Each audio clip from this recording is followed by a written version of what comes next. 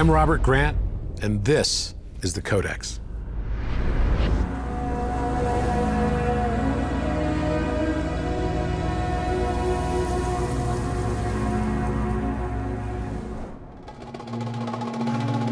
What is the Philosopher's Stone of alchemy?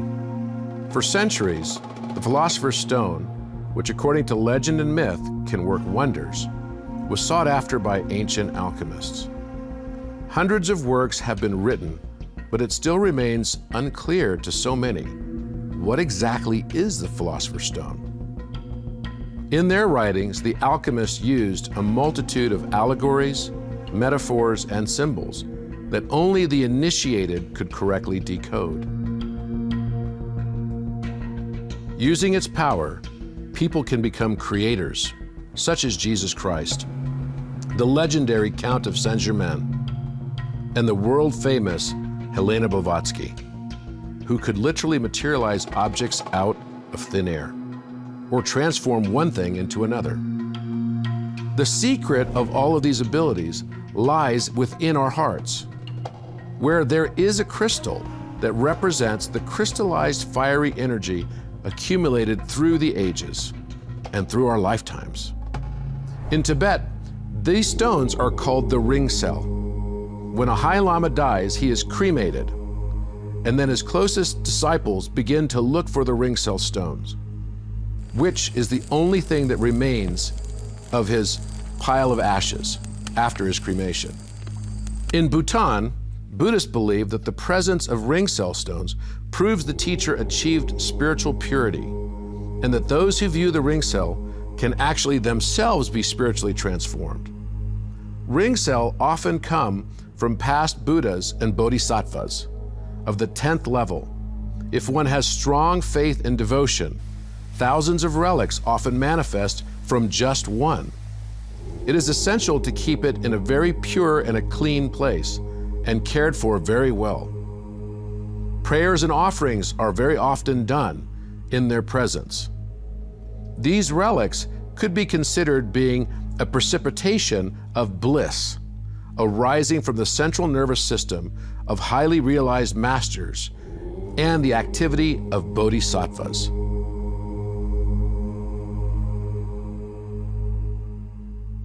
Is there anywhere else that we can find a reference to this ring cell, stone, and crystal phenomenon of a crystal that grows within the heart of an initiated, pure teacher who's actually learned to combine the heart-brain consciousness successfully?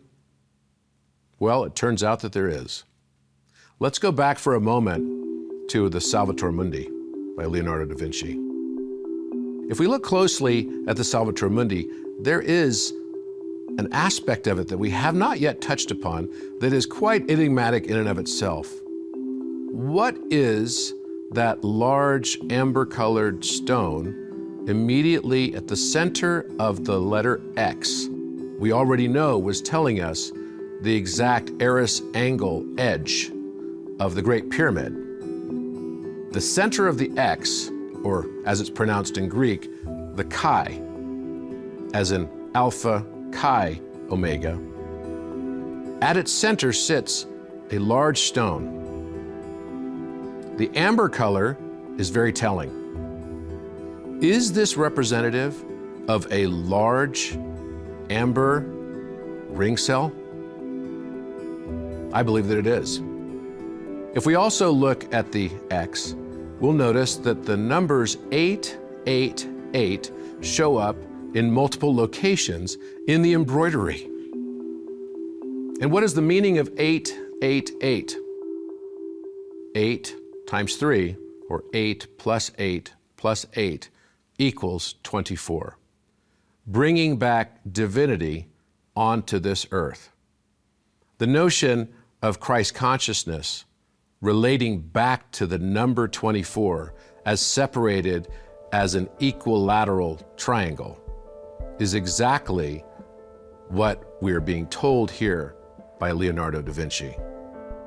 8 is also a reference to light. The number 8 in particle physics is represented by the photon. Light, light, light. When we achieve this stage of Christ consciousness, our entire life experience will be transformed. And in the process, we ourselves will start to grow our own ring cell stone in the center of our hearts. This is where the old terminology is from of weighing the heart. The heart is something that is above and beyond the logos. The pathos is able to bring us closer to our own divinity and realization of who we are and who we always have been, but allowed ourselves to forget as we have gotten into the world of day in and day out duality. As we finally learn to transcend this stage of our existence, a new world awaits us. This is what Leonardo is trying to tell us, as the Salvator Mundi is motioning the Alpha Chi Omega, the Chi being the cross that connects heaven to earth.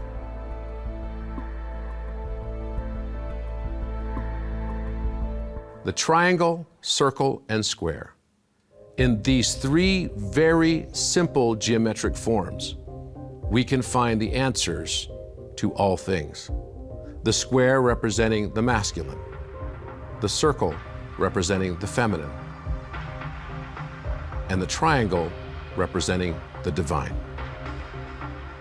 As we understand that life is not what we had thought it always was, but rather could be so much more, that we ourselves, through this process, become, as a result, philosophers, lovers of wisdom, perceiving our world around us very differently than we ever have in the past, and waking up to our own destiny that was always there, and by our own choosing. We have learned that the philosopher's stone is not simply this notion of changing lead into gold, but rather changing the lead of a lower form of our own consciousness into the gold of the pure heart that is achieved and culminated in the formation of the crystal that grows within that heart. This is a rare invitation for each of us at this very early stage to embrace the notion and concept of the magnum opus by integrating a heart-brain philosophy into our lives. While Robert Grant believes the alchemical path to be a vital path which accelerates the spiritual evolution of humanity, Robert also sees the act of physically creating geometric forms as another vital tool for expanding your consciousness. If you go through history and notice that one of the great aspects of Hermeticism is the notion of the simplicity relational to the compass and the square. Somehow, drawing geometry seems to open our minds in new ways that we didn't consider prior to us commencing that effort. It's as if we ourselves are sitting in the role of the architect, architecting and consciously delivering on the ideas and concepts to create the reality around us that we now experience. Somehow, when we tap into that space, it's not dissimilar from meditation.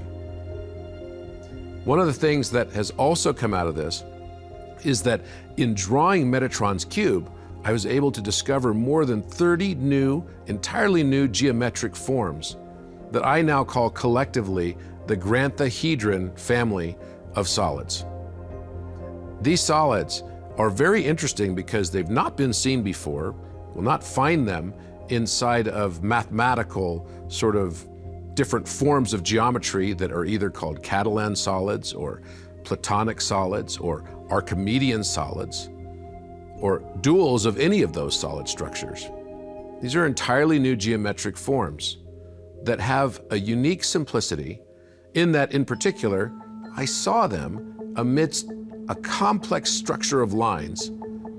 As I work through these lines, every time I do it, somehow my perspective shifts on the world around me. It almost forces me, as I'm drawing geometry, in a more and more three-dimensional form, or in a fashion that would look as if it's actually in motion. This is a very specific form of geometric drawing.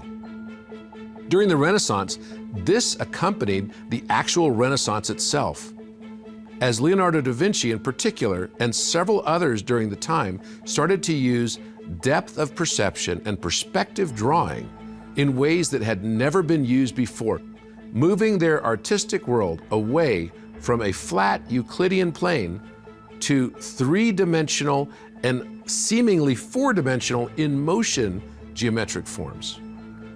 Some of the more famous examples of this you can see by Leonardo, but also you can see some of them in the famous paintings that have been performed and done, where we'll see both Plato and Pythagoras walking down large vistas and hallways that seem to go on as far as the eye can see, lending perspective and depth to a painting that otherwise would be absolutely flat and motionless.